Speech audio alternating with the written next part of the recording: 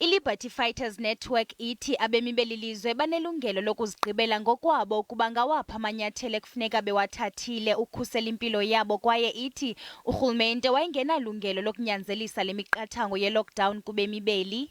The government should never have enforced a hard lockdown for so-called health reasons onto everyone.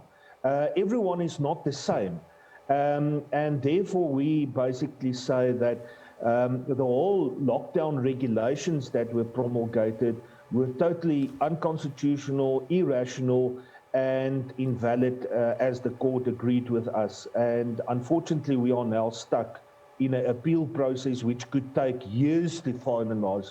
Umongameli walo mbutho Mnumzana uthi le nkqubo yokubhena ithathwe nguGqirha Dlamini Zuma ngahle itsala ixesha elide, kungoku nje lo mbutho uza kufaka isicelo ngomso sokuba isigwebo senkundla esawiswe ngoJune sisetyenziswe kwangoku singananzwa isibheno sikaGqirha Dlamini Zuma. The Minister of Cooperative Governance and Traditional Affairs, Dr. Dlamini Zuma, she was given 14 business days to review and rectify anything that might be wrong and republish it and report back to court what she achieved. And unfortunately, she did not consult with any organization. She did not come back to us.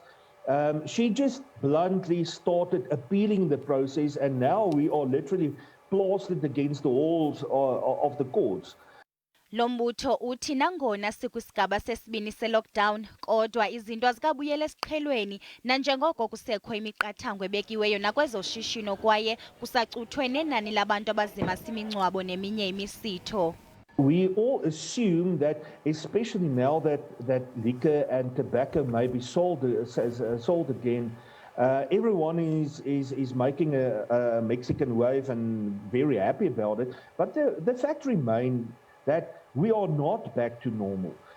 Uthunethemba lokuba siza kuvunywa sisicelo ukuze yonke into ibuyele esiqhelweni ngokukhawuleza.